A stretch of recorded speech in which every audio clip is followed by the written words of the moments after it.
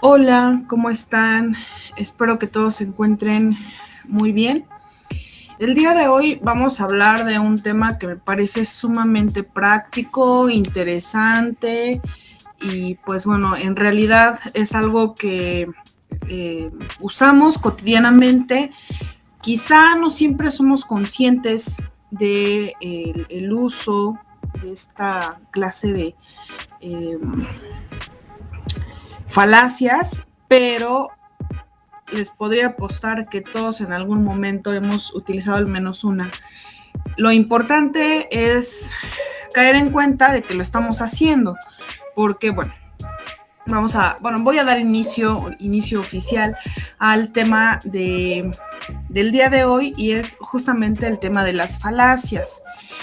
Recordemos que allá en la época clásica, hay dos grandes bandos o dos grandes grupos de pensadores que mantenían cierto conflicto, ¿no?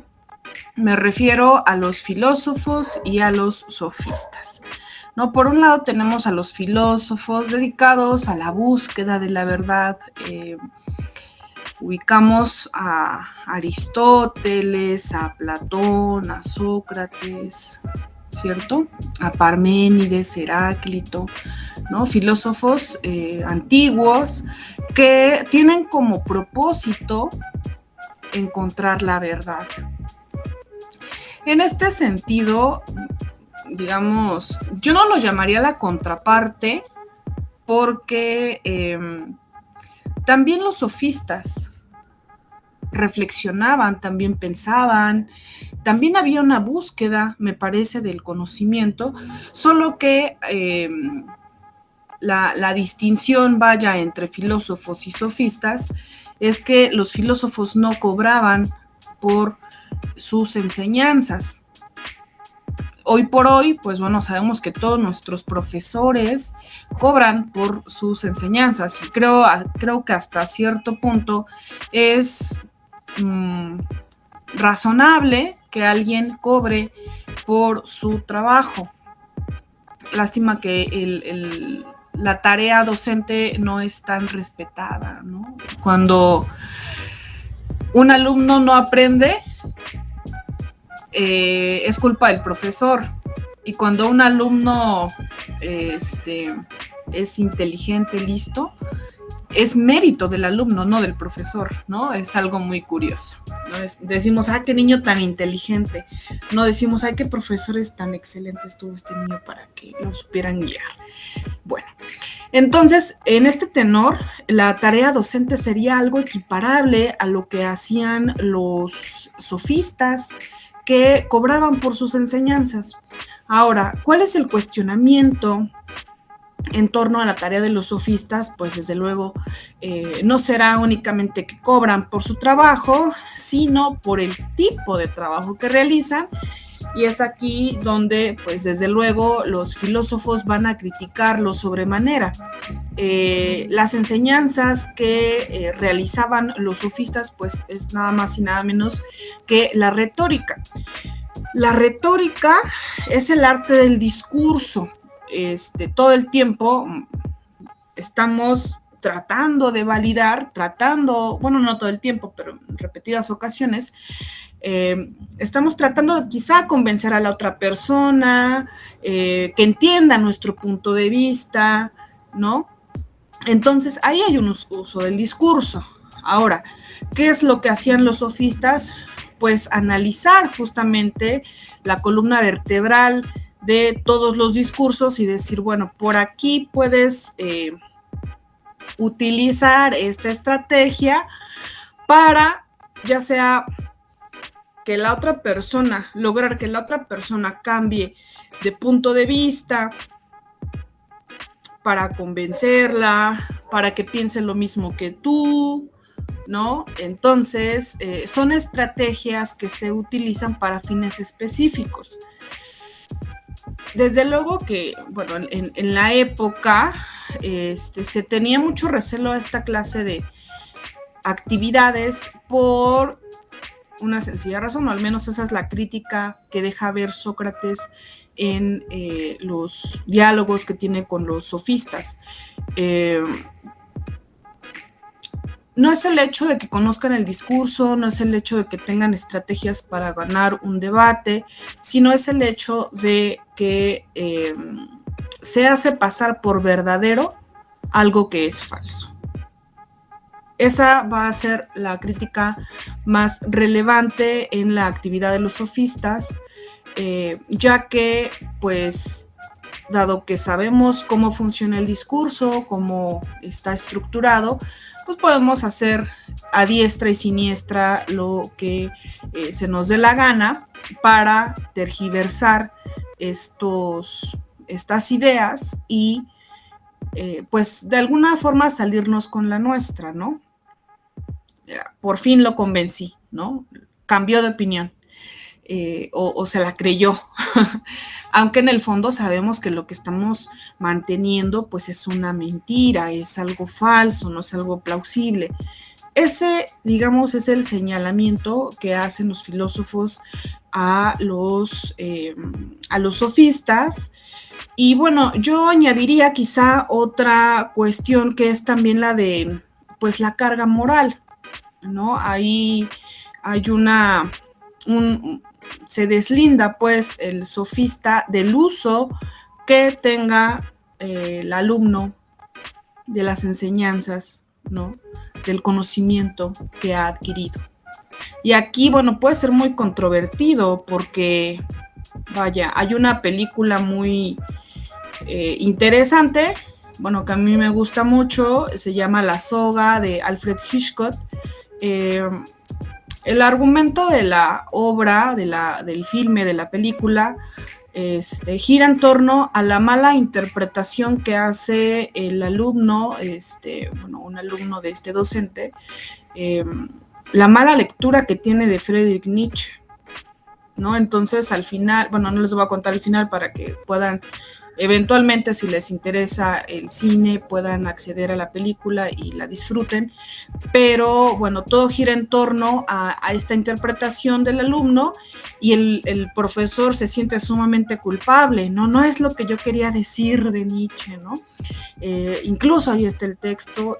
El caso es que el alumno pues trata o intenta cometer un asesinato a partir de una lectura. Entonces, bueno, esto desde luego es muy, muy controvertido, ¿no? El hecho de que a partir de lo que los docentes dan a sus alumnos, enseñan a sus alumnos, hasta qué punto hay una carga o una responsabilidad moral, ¿no? Creo que esa es una cuestión bastante, pues, polémica, ¿no? ¿Hasta qué punto somos responsables de lo que enseñamos a los alumnos? Pero bueno, esa me parece puede ser, ese puede ser un señalamiento, pues también de los sofistas, que los sofistas no están enseñando cualquier cosa, sino prácticamente están utilizando el discurso, y ustedes saben perfectamente que el discurso puede ser tan relevante o irrelevante como la persona se lo proponga, porque a través del discurso podemos sostener una posición política, por ejemplo, social, ¿no? Hay todo un abanico de discursos que se pueden mantener, y me parece una de las más peligrosas, pues bueno, es la política. Entonces, por esa arista me parece que sí hay pues hay una cuestión interesante que pensar hasta qué punto pues serían responsables de aquello que están enseñando. ¿Por qué? Porque no es cualquier conocimiento, estamos hablando de un discurso, estamos hablando de disfrazar un discurso para hacerlo pasar por verdadero cuando en realidad es falso. Y si lo aplicamos a la política o lo aplicamos a distintos escenarios, pues bueno, puede llegar a ser muy delicado. Una de las profesiones, me parece, y espero que aquí nadie salga enojado o molesto, una de las profesiones quizá equiparables a los sofistas de la época clásica, a lo contemporáneo, ¿no? Es el derecho. ¿no? ¿Por qué? Porque, bueno, los abogados, independientemente de que el cliente sea culpable o no, lo tienen que defender y lo tienen que sacar de la cárcel. ¿Qué están haciendo? Pues bueno, hay evidentemente un estudio de las leyes, pueden encontrar una grieta que no haya sido considerada y pues bueno, de ahí evidentemente generan pruebas discursivas para que el cliente pues bueno salga libre. ¿Qué estaríamos haciendo aquí? Pues bueno, estamos haciendo pasar algo por verdadero cuando es falso, cuando el cliente es culpable y tendría que estar en la cárcel, para no usar un lenguaje tan florido. Entonces, bueno, desde luego que si lo pensamos a través de distintas aristas, pues resulta ser una discusión bastante interesante a mi juicio, pero lo que quiero ilustrar es que, bueno, los sofistas, digamos, hacían uso de este discurso, del arte de la retórica, ¿no? Entonces analizaban cómo está estructurado, cuáles son les comentaba, ¿no? Estas grietas para filtrarnos y poder tergiversar las cosas. Entonces, desde luego, bueno, aquí haciendo un paréntesis, desde luego que tampoco es que hayan sido unos pues malvados los sofistas, porque también fueron unos de los primeros personajes que son considerados quizá como docentes, ¿no? Como lo que hoy conocemos como profesor, como docente, que se dedica a enseñar a los alumnos y demás, que cobra por sus enseñanzas. Y bueno, la otra cuestión que me parece importante mencionar es que ellos ponen en tela de juicio el concepto de verdad, lo cual me parece sumamente acertado, porque en el caso, por ejemplo, de Gorgias, dice, bueno, el conocimiento es imposible y, bueno, da una serie de razones de por qué la verdad es algo que no se puede sostener. Y me parece sumamente interesante el razonamiento que tiene. En esta medida, pues bueno, si bien los filósofos van a abogar por una verdad, por un conocimiento y demás, también están los sofistas que dicen, a ver, vamos a detenernos un poco y vamos a pensar si realmente es posible mantener una idea de verdad. Y entonces ellos, digamos, los sofistas son uno de los impulsores del relativismo, que hoy por hoy me parece ya es algo aceptado, es algo incluso válido, porque no se mantiene únicamente una verdad absoluta. Entonces el discurso también de los sofistas tiene esa vigencia, ese lado no solo moderno, sino también contemporáneo, ¿no? Uno de los filósofos que pues inaugura parte de este pensamiento moderno, pues es René Descartes.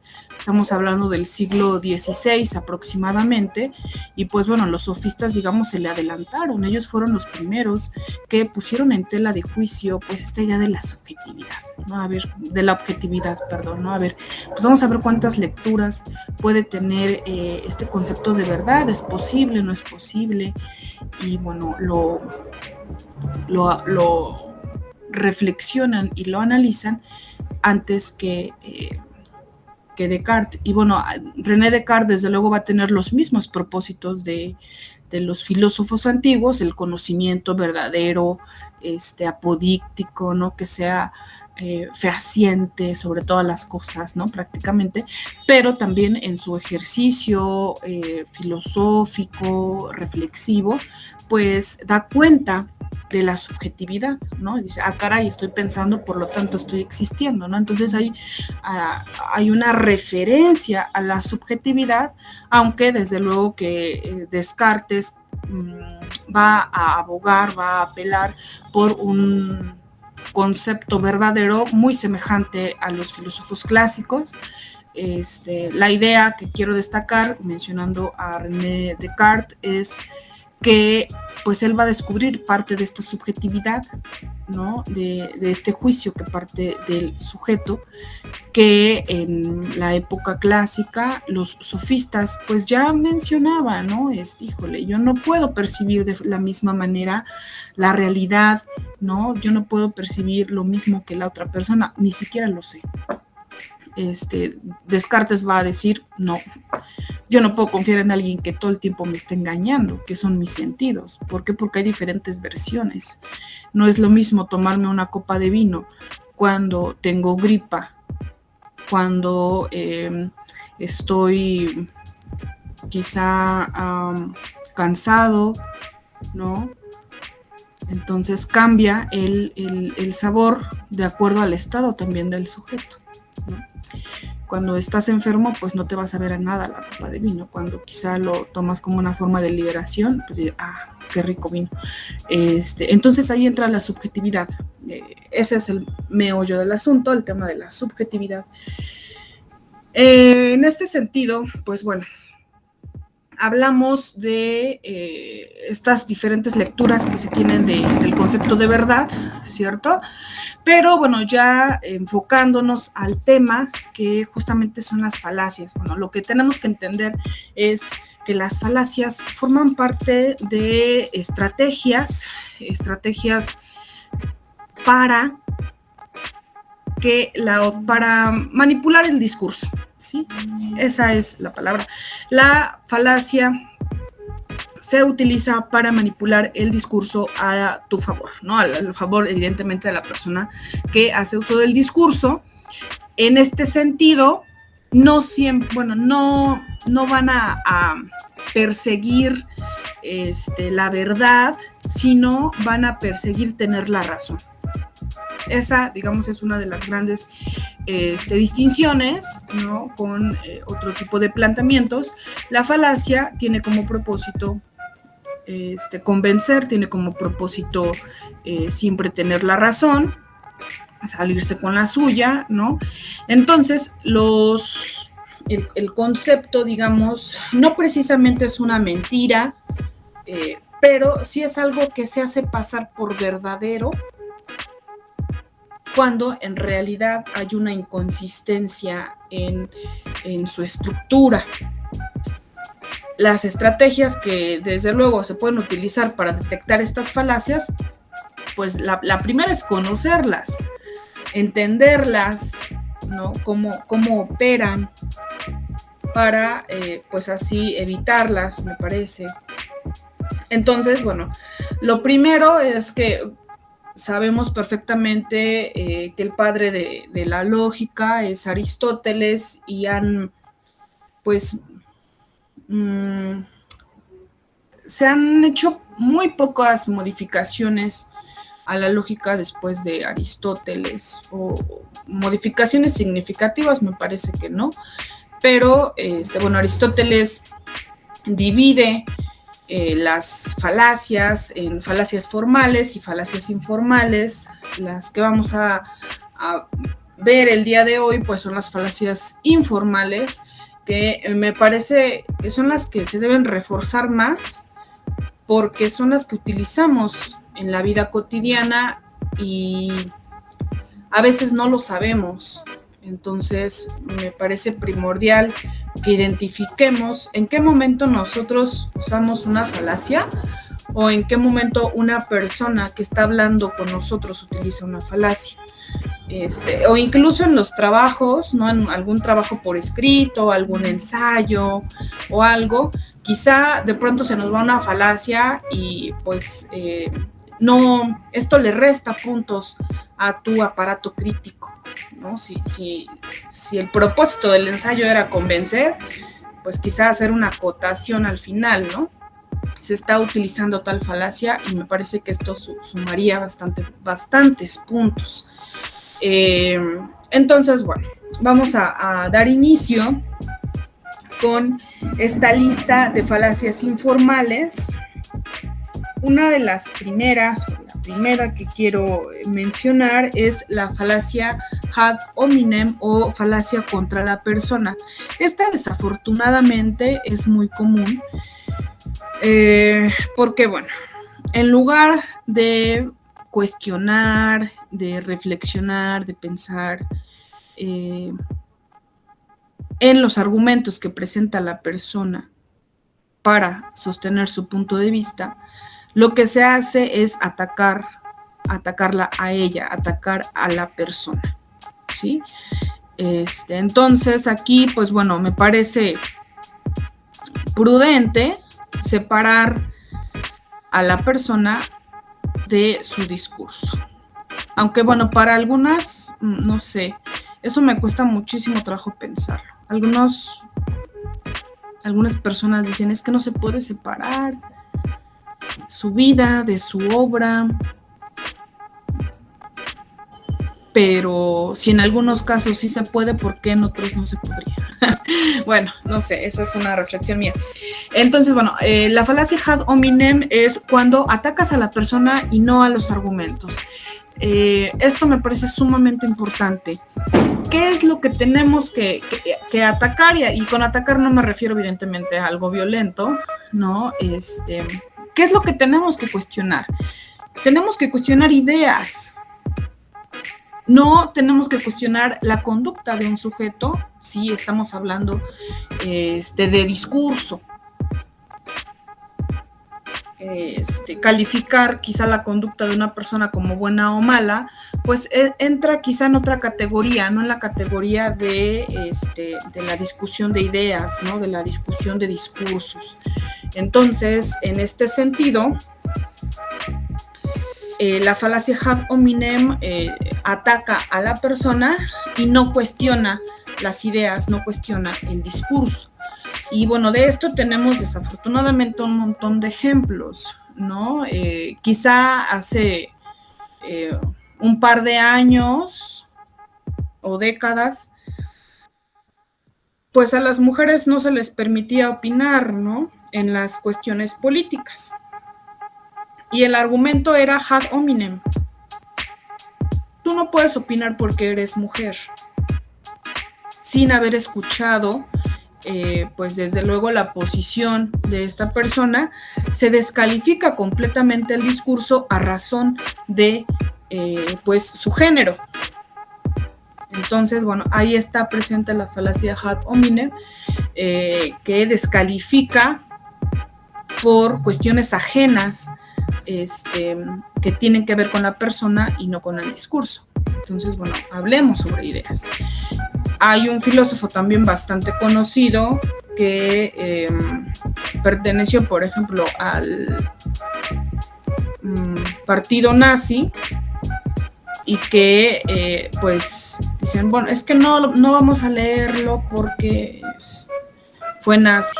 Bueno, primero quizá vale la pena consultar su obra y si no es algo que pues te motiva a reflexionar, pues entonces dejarlo.